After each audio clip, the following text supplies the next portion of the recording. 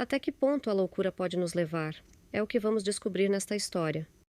Andrew Thomas nasceu em 17 de março de 1983, filho de Rochelle e Danny Thomas. Ele tinha 5 irmãos e sua mãe criou os filhos sozinha em Sherman, Texas, que fica a 97 quilômetros de Dallas. Sua mãe era alcoólatra, sofria de depressão e havia sofrido abusos. Quando Thomas era um menino, sua casa muitas vezes não tinha água encanada, aquecimento ou eletricidade. Outros membros da família de Thomas tiveram problemas com abuso de substâncias e violência. 10 anos antes de Thomas nascer, seu tio foi morto a tiros pelo marido da avó de Thomas. Apesar de seus problemas domésticos, Thomas pareceu prosperar durante os primeiros anos de sua vida. Ele frequentou uma igreja batista em Sherman. Uma ex-professora da escola dominical descreveu Thomas como um menino inteligente e respeitoso, que muitas vezes respondia às suas perguntas antes que ela pudesse terminar de fazê-las. Membros da família disseram que Thomas era uma pessoa curiosa que gostava de desenhar carros futuristas, bem como de desmontar e remontar carros antigos. Ele estava no programa de superdotados e talentosos de sua escola. Aos 13 anos, ele fez 2 tentativas contra sua própria vida cortando os pulsos. Ele teve uma série de prisões por volta dos 15 anos, incluindo uma por roubo de carro. Ele chegou a receber serviços para sua condição mental em um centro de detenção juvenil, mas não deu continuidade após sua libertação. Thomas estava namorando uma jovem chamada Laura Boren há vários anos. Ela engravidou de Thomas e deu à luz em agosto de 1999 a um bebê chamado Andre Jr. Após o nascimento do filho, Thomas abandonou a escola e trabalhou em vários empregos para poder sustentar Boren e o bebê. Ele se casou com Boren em seu aniversário de 18 anos em 2001. Ela tinha 17 anos. Thomas e Boren viveram juntos por um breve período na casa da mãe de Thomas.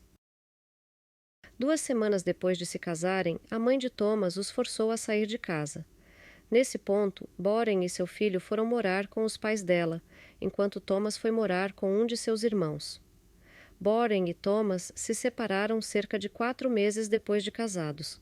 Mais tarde, Boren foi morar com um novo namorado e eles tiveram uma filha em fevereiro de 2003.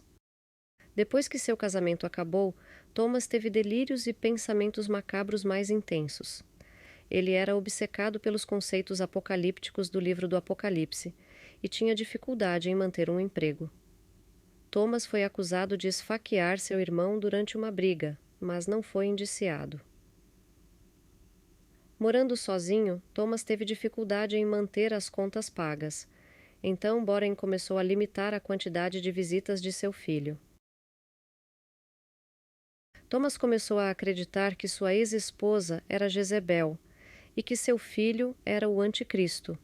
Ele achava que o sentido da vida estava inserido em uma mensagem contida nas imagens de uma nota de dólar americano e disse que estava experimentando um déjà vu. Ele às vezes cobria a boca com fita adesiva e se recusava a falar com sua família. Na primavera de 2004, ainda lutando contra o abuso de álcool e dificuldades psicológicas de longa data, Thomas começou a se envolver no uso recreativo do medicamento para resfriado Coricidin. No dia 5 de março, um amigo o acompanhou até uma clínica de saúde mental, onde Thomas disse à equipe que entraria na frente de um ônibus se não pudesse falar com alguém. A equipe da clínica disse que ele deveria ir ao pronto-socorro e pediram a um juiz que preparasse uma ordem de detenção de emergência. Thomas não compareceu ao pronto-socorro naquele dia. Em 27 de março de 2004, 2 dias depois de chegar ao pronto-socorro, Thomas foi ao apartamento de Boren, no 3º andar, e abriu a porta com um chute.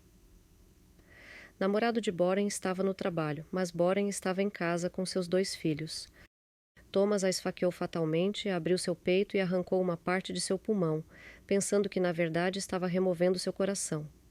Ele foi para o quarto compartilhado pelo filho de 4 anos e pela filha de 13 meses de Boren, esfaqueou mortalmente as 2 crianças e arrancou seus corações do peito.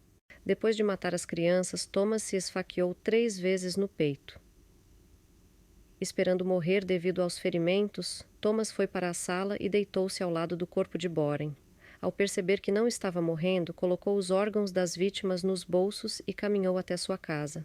Ao voltar para casa, colocou os órgãos em um saco e jogou no lixo.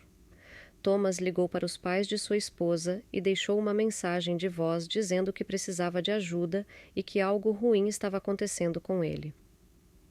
Thomas se entregou no departamento de polícia de Sherman, dizendo aos policiais que achava que Deus queria que ele matasse as vítimas.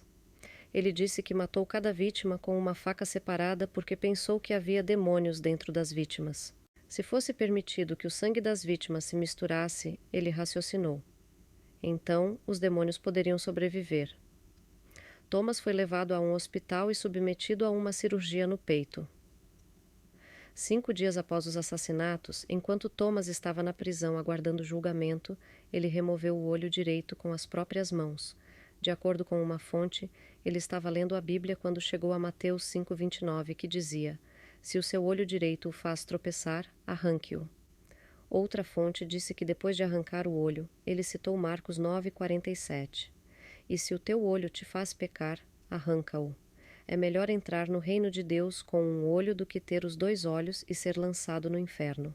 Os psicólogos entrevistaram Thomas para determinar sua competência para ser julgado e diagnosticaram Thomas com esquizofrenia.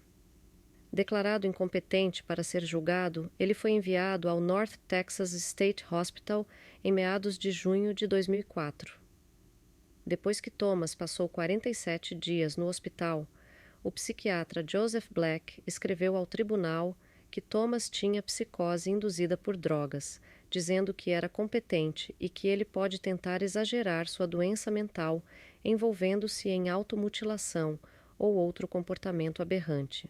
Em 15 de fevereiro de 2005, o julgamento por assassinato de Thomas começou. Ele foi condenado por assassinato e teve a sentença de pena de morte. Ele tinha 21 anos de idade.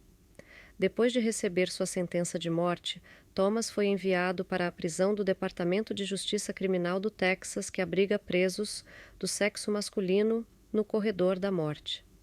Ele disse que continuou a ouvir vozes e que viu demônios de 15 centímetros de altura saindo das paredes da prisão e tocando músicas da banda Queen. Ele tentou acabar com sua própria vida em julho de 2008, desta vez cortando a parte frontal do pescoço com um objeto pontiagudo. A ferida exigiu 8 pontos. Em 9 de dezembro de 2008, Thomas removeu o olho esquerdo e o comeu. Thomas disse que ingeriu o olho para evitar que o governo federal dos Estados Unidos lesse seus pensamentos. Ele foi tratado em um hospital e depois transferido para a unidade que abriga prisioneiros do Texas com problemas de saúde mental. A advogada de julgamento de Thomas disse que estava feliz por Thomas finalmente receber os cuidados psiquiátricos que eles estavam solicitando. Thomas tem sua execução agendada para 5 de abril de 2023. E você, qual sua opinião? Você acha correto aplicar a pena de morte neste caso? Deixe sua resposta nos comentários e até o próximo vídeo.